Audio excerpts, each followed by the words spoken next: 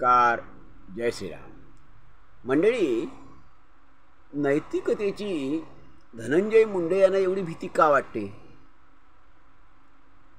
की नैतिकता आणि धनंजय मुंडे यांचा काही संबंध नाही आहे. की नैतिकतेला ते एवढे का घाबरतात? धनंजय मुंडे यांनी जो राजीनामा दिला, नुकताच धनंजय मुंडे यांनी आपल्या मंत्रिपदाचा राजीनामा दिला. त्यांच्यावर एकतर ते राजीनामा देत नव्हते, तयार नव्हते, परंतु त्यांच्यावर चहूबाजूनी दडपण आलं आणि दडपण त्यांच्यावर येतच होतं. परंतु त्या दडपणाला ते बाहेरच्या दडपणाला ते जुमानत नव्हते, कारण पक्ष त्यांच्या पाठीशी होता, म्हणजे पक्ष नेतृत्व त्यांच्या पाठीशी होतं. परंतु आता पक्ष नेतृत्वालाही मुंडेंना पाठीशी घालणं जड जाऊ लागलं आणि मुख्यमंत्री खुद्द धनंजय मुंडे यांचा राजीनामा घेण्यास राष्ट्रवादी काँग्रेस पक्षाला भाग पाडत होते. मुख्यमंत्र्यांनी राजीनामा घेण्यास भाग पाडलं आणि अखेरीस आपण राजीनामा देण्याशिवाय पर्याय नाही आणि राजीनामा नाही दिला तर आपली हकालपट्टी होईल, आपल्याला काढून टाकलं जाईल मंत्रिपदावरून. मग अशी अपमानास्पद वेळ येण्यापेक्षा मग आपण राजीनामा दिलेला बरा. म्हणूनच त्यांनी अपरिहार्यता म्हणूनच केवळ निरुपायाने धनंजय मुंडे यांनी मंत्रिपदाचा राजीनामा दिला. आता पक्ष काय सांगतो ह्या पार्श्वभूमीवर?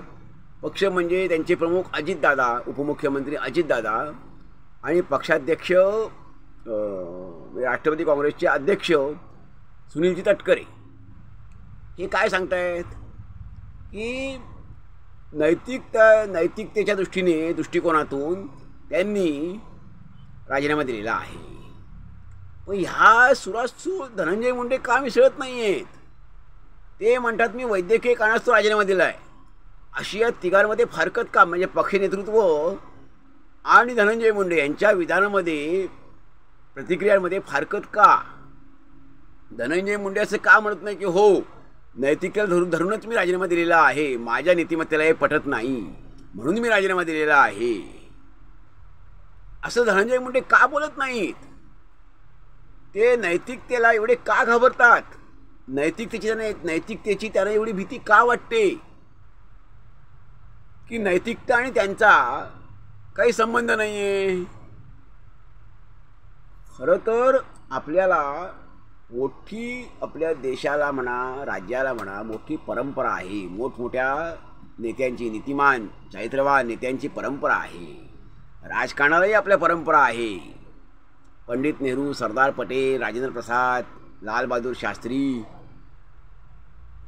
स्वर्गीय यशवंतराव चव्हाण, अटल बिहारी वाजपेयी, लालकृष्ण अडवाणी अशा मोठमोठ्या चांगल्या नेत्यांची परंपरा आहे की लालबहादूर शास्त्री हे रेल्वे मंत्री असताना रेल्वेचा एक अपघात झाला आणि त्यांचा राजीनामा कोणी मागितलेलाही नव्हता. ह्याचे कारण खरंच त्या अपघाताला शास्त्री जबाबदार होते का? त्यांच्यासारखा कर्तव्यदक्ष रेल्वे मंत्री हा जबाबदार असू शकेल का?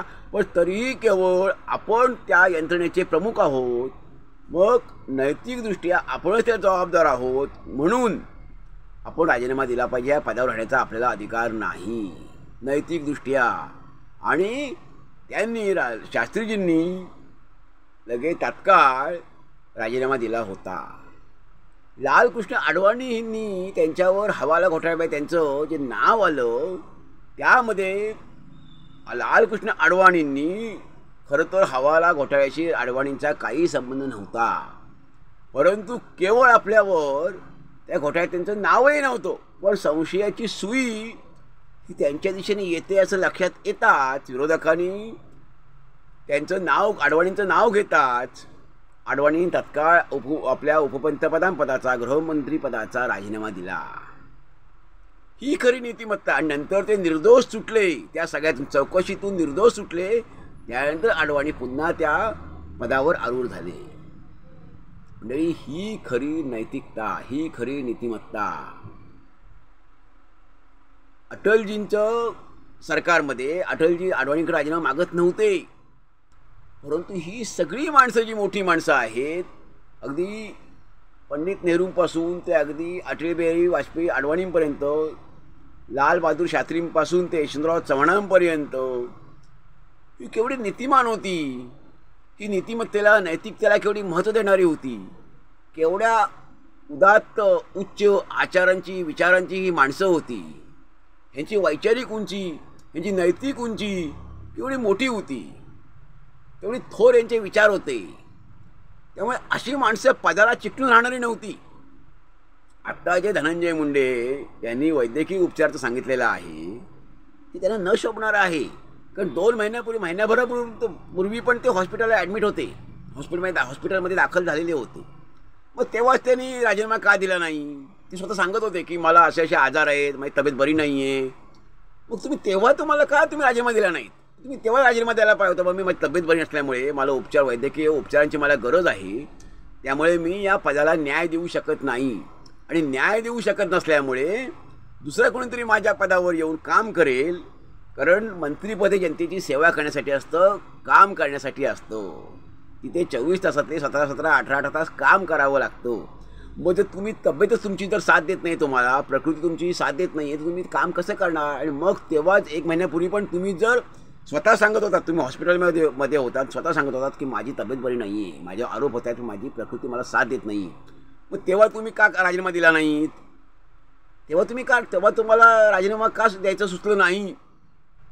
आणि आत्ता तुम्ही कसं काय म्हणता की मी आत्ता वैद्यकीय केवळ माझ्यावर आता ह्याच्यामुळे ट्रीटमेंट सुरू आहे, उपचार सुरू आहे, त्यामुळे मी राजीनामा देतो आहे?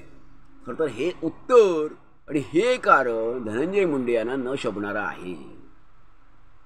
त्यांनी खरं तर नैतिकतेला धरून राजीनामा देतोय असं सांगायला हवं होतं. पण ते का सांगत नाहीत? नीतिमत्ता, नैतिकता शब्द ते का उच्चारत नाहीत? तर तो शब्द आपण उच्चारला तर आपल्याला तो शब्द शोभणार नाही हे त्यांना माहीत आहे, ह्याची त्यांना खात्री आहे. कारण आपण नैतिकतेला धरून राजीनामा देतोय असं जर म्हणालो तर मग 2 महिने 3 महिने नैतिकता कुठे होती असं विचारलं जाईल. पण तुमचं नाव सगळेजण घेत होते, तुमच्याकडे बोट सगळे दाखवत होते.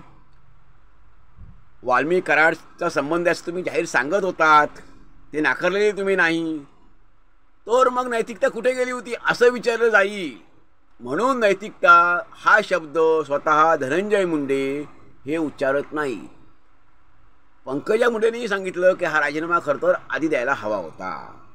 परंतु पंकजा मुंडे यांनी राजीनामा का मागितला नाही? मग तुम्हाला जर संतोष देशमुख यांना न्याय द्यायचा होता तर पंकजा, आणि तो स्वतः भारतीय जनता पार्टीचाच पक्षाचा होता, पंकजा मुंडेंसाठी, पंकजाताईंसाठी तो काम करणारा होता, तर मग त्याच्या हत्येनंतर पंकजाताई गप्प का बसल्या, शांत का राहिल्या? त्यांनी सरकारकडे मागणी करायला हवी होती. त्यांनी काय केलं की संतोष देशमुखला न्याय देण्यासाठी पंकजाताईंनी काय केलं? आणि आता तुम्ही म्हणताय, पंकजाताई म्हणतायत की हा निर्णय आधीच व्हायला हवा होता. त्यामुळे हे सगळं सांगतानाच, ह्या सगळ्या गोष्टी होत असतानाच संतोष देशमुख यांना मात्र, यांच्या कुटुंबाला मात्र न्याय मिळाला पाहिजे. कारण ही सगळी लढाई असते, सत्तेची लढाई असते, अहंकाराची लढाई असते, मोठ्यांची स्पर्धा असते. ह्यात सामान्य मनुष्य हा बळी पडत असतो. मंडळी, आपलं यावर काय मत आहे?